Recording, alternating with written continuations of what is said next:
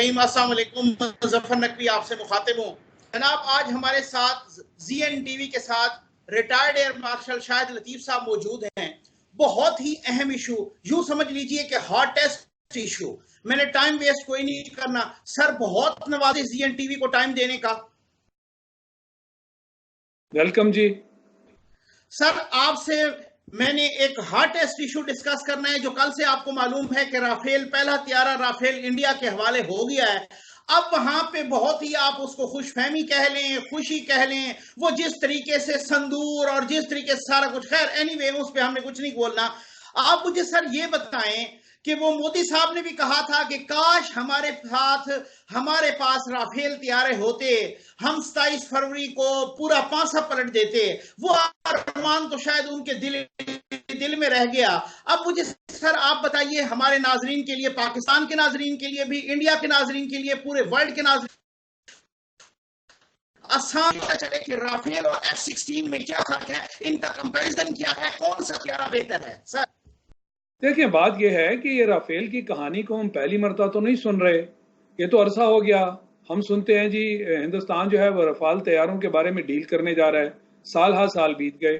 फिर आपको ये भी याद होगा कि जब ये फरवरी वाला किस्सा आया और प्राइम मिनिस्टर मोदी ने बात की कि जी रफाल होते तो नतीजा ही और होता, तो उनके जो अपोजिशन के लीडर है राहुल गांधी, उनका बयान तो आपको याद होगा।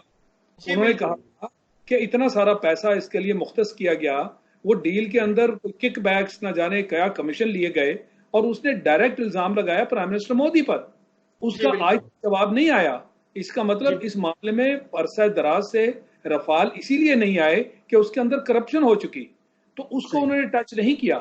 अब वो एक तरह से ये जो उन्हें मुंह की खाना पड़ी फरवरी में, उसकी आड़ लेते हुए, चूंकि दुनिया की तवज्जो उन्होंने इधर मरकूज कर दी थी कि रफाल होते तो नतीजा क्या होता, अब वो रफाल जो है उसको फाइनलाइज करते हुए अब वो लेने जा रहे हैं। यानी फाइनली साल हा साल से एक डील की बात हम सुन रहे थे, अब वो इस तैयारी को खरीदने जा रहे हैं। यानी लोगों का भी मुंह बंद किया जाए, और जो उनको ये सुना चुके कि रफाल होते तो न जाने हिंदुस्तान क्या कर लेता। अब असल कहानी है कि ये तो मैंने इसकी बैकग्राउंड को समझा दी। कहानी ये है कि रफाल भी एक 4th जनरेशन जहाज है, जो कि बाकी भी, जिसमें 16 भी है, जिसमें JF-17 भी है, जिसमें ग्रिपन नामी जहाज है, स्वीडन ने बना रखा है, जिसमें यूरो फाइटर है। तो ये सारे जहाज जो हैं, ये सारे के सारे 4th जनरेशन के जहाज हैं। और बिल्कुल इसमें आप कह सकते हैं कि 4th जनरेशन में भी स्टेट ऑफ द आर्ट, यानी उसकी जो रेंज है उसमें आप समझ लें कि तकरीबन एक ही लेवल पर ये सारे जहाज खड़े हैं।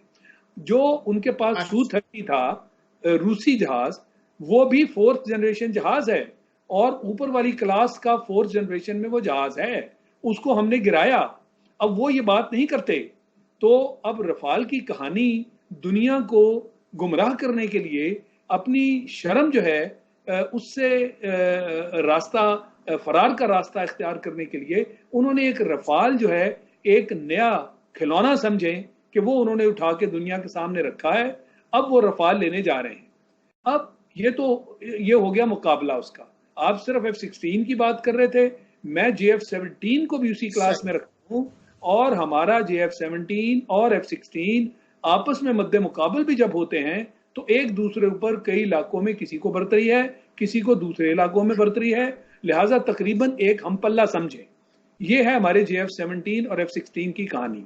और JF-17 थंडर जो है वो भी इनके हम पल्ला है, बिल्कुल हम पल्ला है। और जो इंडिजिनस ही बन रहा है, अब तो हमारा इंडिजिनस बन रहा है ना सर, अब पाकिस्तान में बन रहा है ना वो। तो अब मैं उसकी तरफ आना चाह रहा हूं कि यानी एक तरफ रफाल खरीदा जा रहा है, दूसरी तरफ JF-17 हम खुद बना रहे हैं।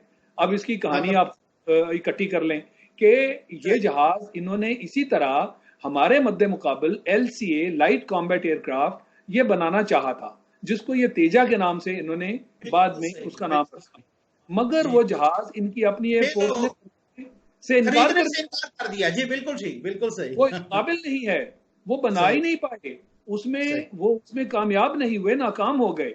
तो लिहाजा जो अपनी चीज है, खुद साख्ता चीज का मुकाबला आप जो खरीदने वाली चीजें हैं उनसे तो नहीं कर सकते। खरीदने वाले तो आपको याद होगा कि ये F-16 की कहानी वो 90 की दिहाई जो थी, जिसमें हमारे दिए हुए पैसे अमेरिका ने जब्त कर लिए और 658 मिलियन डॉलर हम दे चुके थे।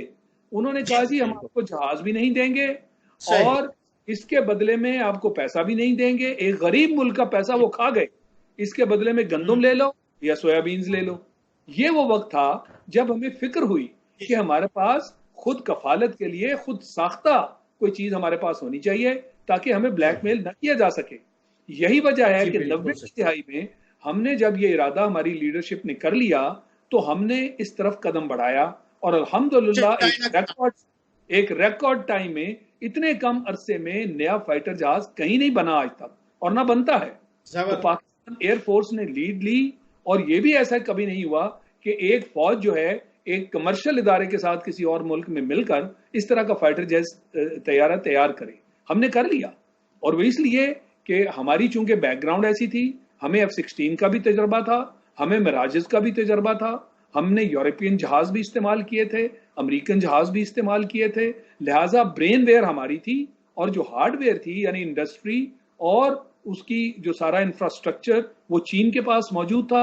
हमने मिलकर ये सही। तैयारा इकट्ठे बना लिया। तो ये है अच्छा इसकी सर, बैक। आप जी प्लीज जी आपसे ये पूछना है कि अगर ये राफेल, F-16, JF-17 थंडर, ये तमाम के तमाम तीनों तैयारे एक ही लाइन में यानी पैरेलल हैं, तो फिर आप मुझे ये बताएं अगली बात कि ये तरबियत और स्किल कितना असरअंदाज होती है। और अगर आप यूं कह लें कि टेक्निकली हम एक ही ग्राउंड पे अब पैरेलल आ गए मसलन तैयारों के हवाले से, तो फिर स्किल इसमें कितना कुछ असरअंदाज होती है, कितना कुछ उसका रोल होता है स्किल और तरबियत का। और वो स्किल या तरबियत किसके पास ज्यादा है? PF के पास ज्यादा है, IF के पास ज्यादा है? नहीं, अभी भी ये जो आप मवाजना कर रहे हैं वो ठीक नहीं है। हम बराबर अच्छा नहीं आ गए। अभी भी हिंदुस्तान की जो इन्वेंट्री है उसका ज्यादातर हिस्सा फ्लाइंग कॉफिन्स का है। उन्हें सही। सैकड़ों जहाज चाहिए। पाकिस्तान में ऐसा नहीं है। इससे पहले कि हमारे जहाज पुराने होते और हम उन्हें फ्लाइंग कॉफिन्स कहते, हमने सारे बदल लिए। आपके हम्म। पास आज ऐसे जहाज हैं जो फ्लाइंग कॉफिन्स हिंदुस्तान के जहाजों की तरह नहीं है। ठीक। हमारा जो फ्लीट है अब उसका मेजर हिस्सा JF-17 और F-16 का बन गया है। और इसी तरह जो हमारे जहाज पुराने होते जाएंगे हम अपने ही जहाजों से JF-17 से उनको रिप्लेस करते जाएंगे और हर आने वाला JF-17 पिछले JF-17 से बेहतर है। हम ब्लॉक 3 तक पहुंच गए। पहले हमने ब्लॉक 1 किया, फिर ब्लॉक 2 किया, अब हम ब्लॉक 3 तक पहुंच गए। उसमें जो टेक्नोलॉजी है वो टॉप ऑफ द लाइन है। ये ऐसे ही है कि जैसे F-16 भी ब्लॉक बिल्डिंग अप्रोच पर बना था। क्योंकि मैं F-16 के पहले पायलट्स में से था जो अमेरिका में ट्रेन हुए थे, तो मेरे अच्छा बैकग्राउंड में ब्लॉक बिल्डिंग अप्रोच थी। यही वजह थी कि मुझे इस प्रोजेक्ट का चीफ प्रोजेक्ट डायरेक्टर बनाया गया और सही। वही नॉलेज इस्तेमाल करते हुए हमने JF-17 को भी ब्लॉक बिल्डिंग अप्रोच के तहत बनाया। यानी हर 4-5 साल के बाद आप देखेंगे कि जो लेटेस्ट टेक्नोलॉजी है वो इस जहाज में इंटीग्रेट करेंगे और एक नया जहाज ऊपर कर सामने आएगा। जैसे F-16 आज तक पुराना नहीं हुआ, इंशाल्लाह इसी तरह JF-17 भी कभी पुराना नहीं होगा। जबकि सही। रफाल जो है उसको ये सहूलत हासिल नहीं होगी। वो जो आज है वो वही है। तो इसलिए अच्छा हमने अल्लाह की मदद से जो काम कर लिया, हमें हमेशा सबकत रहेगी। क्या 65 में ये हमसे 3-4 गुना बड़े नहीं थे?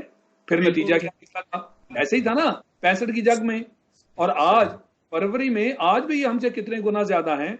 हमें बिल्कुल हमेशा हमारी तरबियत जो है वो इसी बुनियाद पर की जाती है कि जो आपका दुश्मन है वो तादाद में, मिकदार में आपसे कहीं ज्यादा है और सही। आपको क्वालिटी, आपको ट्रेनिंग और आपको अपने जज्बे के तहत इतना ऊंचा जाना है कि आप उसको उस पर सबकत हासिल कर सकें। और हमने आज तक जब भी मुकाबला हुआ हमने सबकत हासिल की। अब जो एयर पावर है वो एक फैसला कौन पावर बन चुकी है। यानी जितनी भी आप पिछले 2-3 दहाइयों की जंगें देख लें, जमीनी जंगें नहीं हुई।